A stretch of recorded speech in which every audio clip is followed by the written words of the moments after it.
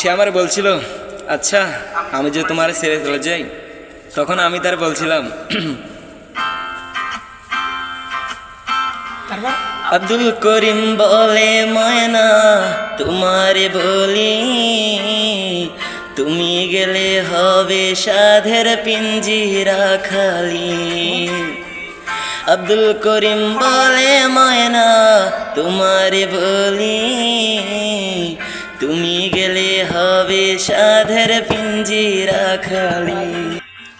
কে শোনাবে মধুর বলি বলি আমারে, কে শোনাবে মধুর বলি বলো আমারে, তোমারে পুষিলাম কত আদরি, আমার তীর পিঞ্জিরার সোনার ময়না রে, তোমারে পুষিলাম কত আদরি।